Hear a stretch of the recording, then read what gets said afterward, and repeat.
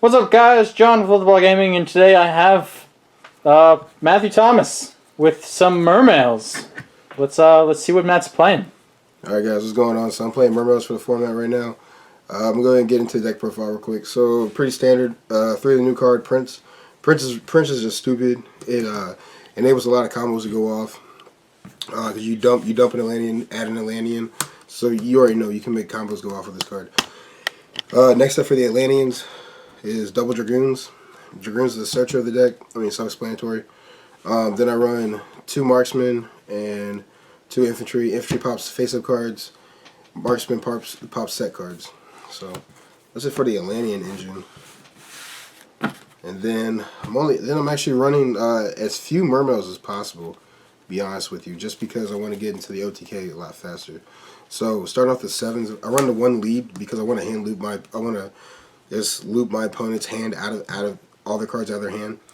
I'm still rocking with the 3 Abystius because Abystius is where it's at. He lets you search, and then like you can really kind of bait out your opponent's cards to see what they got with Abystius. When you do the reveal and then send marksman or whatever, so you can kind of get 2 cards for 1, especially when you still got a combo play going off. Then I'm doing 2 Megalo. A lot of people are doing 3, but I'm not really feeling the need for more than just 2. I've never seen the need for more than just 2, but 2 Megalo is good. He's the key card for the OTKs when you go into it, because when he's summoned, you can go ahead and add any abyss spell or trap to your hand, and I'll get more into that later. I'm rocking 2 guns. A lot of people are doing 3. I'm only doing 2. 2 guns is perfect for me. It doesn't clog up. I still see it a lot. It's pretty much a monster reborn for the Mermails. Then I'm running the 1-ofs is 1 Abyss Lind, only because I cut Spear down to 1. Because I like to play and OTK my opponent and not be reactive to my opponent, because when you're being reactive to your opponent, you're trying to react to whatever card your opponent's playing, and that's not the style I want to play Yu-Gi-Oh. You know, I'm running 1 Pike. I cut Pike down. Like I said, he's slow. Like, these cards are slow right now, and same thing with Turge. You know, I'm only running. I was doing 2 Pike, but I took 1 Pike out for Turge because I liked how Turge's recyclability was really good. So that's it for the Mermail engine. Then just, you know, the other waters I'm running. Of course, the big boss right here, Moulin Glacier. This is one of the key cards to go ahead and loop your opponent's hand. The card is beautiful. You gotta have exactly 5 waters engraved, which is so easy for this deck. Deep Sea Diva. Deep Sea Diva starts off the whole combos. Like, and I'll get more into it. Like Deep Sea Diva, especially Atlantean Prince, and then from there you can go off. You can literally, you know, you can OTK your opponent just with that combo there. And then just kind of generic hand traps I'm running is double Max C and 2 Veiler. So it makes for 29 monsters altogether. Then I'm running my spells. OTK deck, you already know. 3 Upstart. Anybody that's seen any of my other decks, I run it. I run it at 3. 3 Instant Fusion. I mean, you got to. It's there. With the with the Instant Fusions, I also run the 1-for-1. You know, just if I don't open up the Prince, which is like really rare, but the one time I don't open up a Prince or I need Prince on board, so I don't waste my normal summon, I can go ahead and just 1-for-1 with it and then go ahead and go off. And then also with that, and combo it off with Salvage, because Salvage lets me go ahead and recycle my smaller Atlanteans. So I can recycle my Prince, my Marksman, my Infantry. I can recycle Deep Sea Diva, you know, Lin if I need to, Gun, you know, and just add them right back to my hand. Then also, you know, I run the 1 Regeki, 1 MST, 1 Twin Twister, and then to finish off the spells, I run 2 Abyss Scales. I run Kraken and then Mizuchi. Kraken stops monster effects, and then Mizuchi stops the spell effects. So I mean, it's really good. And plus, you know, I think, what is it? Mizuchi adds an extra 800 attack. So this is like one of the bigger ones, because he makes it so you do more damage than what you thought you could do to your opponent. So that's where like the upstarts don't even really matter how much life you can do, because you can throw out almost 14,000 damage in 1 turn if you do it right. And then also with the spells, I'm also running one sphere. So that's it for the main deck. I'll go ahead and get into the extra deck real quick. Extra is kind of sloppy. It's still in the works, but you know, I'll go ahead and get into it real quick. Shout out to my boy John from Waterblog Gaming. You know, for hooking me up with some of the cards, because he knows I didn't have all my stuff, you know, ready for the deck profile. But you know, I'm gonna go ahead and get into it real quick. So I got two Norden, Norden, whatever you want to call them. Instant Fusion is beautiful. Like one card out to a lot of stuff. And he's also really good. I like the fact that he's water, because the next set of cards that I'll show you, you know, you can abuse them a lot with. So I run two Norden. One, probably my favorite card in the game, Trish. Trish Self-Explanatory. One Catastor. I'm using Catastor because I like the fact that he can just get over whatever, any problematic card that's not dark. Which Pepe being the #1 deck right now, and then even the mirror match, you can run over cards that are going to be problematic for you. So that way you can start off your combo. So that way you can, you know, break your opponent's board and stuff. So one Catastor, one Black Rose Moonlight Dragon. Card's good. Especially going against like different variations of any variations of Pepe, whether they're running an Odd Eyes build or just pure Pepe, whether it's the rank 4 spam with the Gem Knight and stuff. Like, the card is really good, especially going against Odd Eyes build. You're sinking them down all day. One Tatsunoko, card is beautiful. I don't have a DeLorean for the deck profile, guys. I'm so sorry, but any of my fellow Mermail players will know Tatsunoko makes the OTK real. You know, makes the hand loop real. Because you can go ahead and synchro from your hand. You know, and it's a simple play, because all you need to do is just have, whereas you just need to have Prince and Diva. Yeah, Prince and Diva. You just need to open up with a Diva, summon the Prince. You know, go ahead and dump whatever you're dumping. Go ahead and synchro. Then you summon a Tatsunoko, and whatever you added off of the Prince, you can go ahead and synchro. You can either make Gungnir if you added Dragoons, or you can make DeLorean if you added Marksman. And then from there, you can summon your Moonlit Glacier, rip 2 cards out of your opponent's hand, activate DeLorean's effect, bounce the Moonlit Glacier right back, summon Moonlit Glacier again, rip another 2 cards out of your opponent's hand, and then it's just game over from there. You're ripping 4 cards out of your opponent's hand if you do that loop. So I know I'm missing one of the more crucial cards to the hand loop, but you know, I apologize.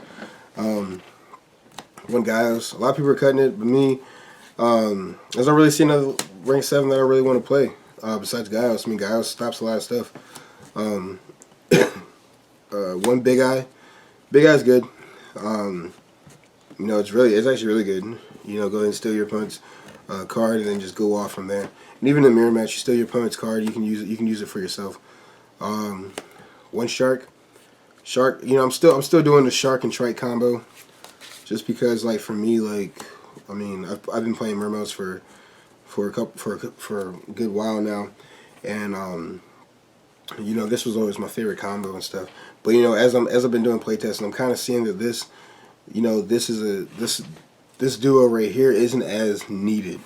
You know, so I'll probably end up cutting these two eventually for something else. So let's try and bomb a Shark.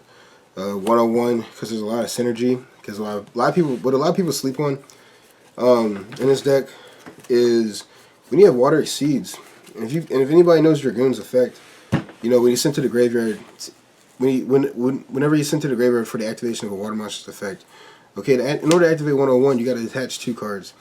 That's his cost for his activation. His effect's going to go off. Same thing with Abyss Dweller. Abyss Dweller's effect is going to go off. Bahamut Shark, like the 3 cards this card's gonna, you know, make fireworks happen with is these right here. You know, your Abyss Dweller, Bahamut Shark, and your 101. Because once he gets attached, boom, his effect's going to go off. Plus these guys' effects are going to go off. So 101, you get rid of your opponent's big monster out of the way. His effect, you know, you can abuse his effect almost 3 times in 1 turn, and any Mermail player knows that. You can abuse his effect 3 times in 1 turn, send him to grave, add your Megalo or whatever, do your thing from there, because now this big problematic card is gone. Same thing with this. You know, you can just summon him, activate, bring out Trite, and which is the reason why I'm saying like it's slower to have the Trite in the Bahamut combo, because once you do that, you're using it to get his effect, to get Dragoon's effect again, but then he's useless because he can't attack, and you have a Trite in defense position because there's no sense to put in an attack position with 1600 attack. So, you know, but really, I mean, these are the two waters that you really want to focus on, because Dweller boosts everybody up by 500, because the whole deck's water. Everybody's boosted by 500, and plus you can detach just once and just do an OTK. Like Dweller, it's kind of weird saying it, but Dweller's used in an OTK with this deck, which is really nice. Then kind of just Space Removers. It's just Castel. I like it a lot. It's good. I guess the Emerald, which honestly with this card too, like I mean, I thought, you know, playtesting it, you know, well in theory with building the deck, you know, I talked to a couple of my teammates about it and stuff. Like it's good in theory to recycle, you know, some of the Atlanteans, some of your cards back from the grave back into the deck. But then it's like, you know, we're looking at how many cards you're burning in one turn. Like in one turn you're burning almost 6-7 cards, you know? So there's no point in just trying to recycle 3 cards right back to your deck when you're gonna throw an additional amount back just to draw 1 card. You know, so I guess the Emerald is like really, it's cuttable. Same thing with, like I said, the Triton Bahuma Shark combo. Gaios is optional if you guys want to cut him. Me personally, I'm debating. I mean, Gaios, you know, Gaios can probably stay, but these 3, I don't really see a need for them. I see this more being a Gungnir, a Duglorin, and probably Red Eyes Flare, just because I'm using rank 7s more, you know. But that's just how I'm looking at it, you know. That's just the changes, the small changes I'd probably make with the deck. That's it for the extra deck. I mean, I'll show you guys my side, like, and oh yeah, plus Alucard. I'll show you guys my side just to give you like an idea on like what. Yeah, but side is personal preference depending on where you're playing. Yeah, I mean, I don't know. I'll still show them. So you know, give them an idea on what, you know, what I'm rocking with for the format. You know, just a couple idea cards. You know, Kreese. This is mostly for like Magic Spectrum matchup, any rogue deck really, because I mean you don't really run any traps except for the one sphere, which you can side out. Anti-spell fragrance if you're going against Pepe, or any pendulum deck. To be honest with you, this is Cosmo. You want to shut them down. If you're going against Pepe, you got your mistakes. The same thing with Pepe. You know, time space trap hole with. This is actually supposed to be another Twin Twister, but you know, that's another thing too. I wanted to show you was the synergy with Twin Twister and Abyss Gund, because if you read Abyss Gund, and then you read Twin Twister, right? So the cost to activate Twin Twister is discard a card. Okay, boom, you discard Gun. Okay, then you destroy 2 cards. Gun's effect, whenever this card is discarded, you know, it doesn't state it has to be discarded for the activation of a water monster's effect like the majority of other cards do. This card is just whenever it's discarded. So you could use cards like Regeki Break, Twin Twister, Karma Cut, whatever, and you can still get this card's effect off. You know, so you're popping 2 cards at the cost of losing 1 card, but really you're gaining that 1 card right back. So it's a neutral play if you think about it, the number of cards that you're losing. But it's positive in a way because you're getting a card that you needed, that's in the grave that you needed right back anyway to research your cards. So that's where the synergy is with Twin Twister. So that probably be the only reason why I would bump Gun up to 3, is if I main deck another Twin Twister that I can bump Gun up to 3 and then kind of have more fun with my shenanigans on it. But yeah, that's the deck profile. You know, guys, go ahead and give me you know, what you guys think on the deck. You know, if you guys liked the video, go ahead and hit that thumbs up. You know, if you guys didn't, you know, go ahead and leave a comment and tell us what you guys didn't like about it. But for that, you know, this is Matt here with What the Blog Gaming, and I'm out.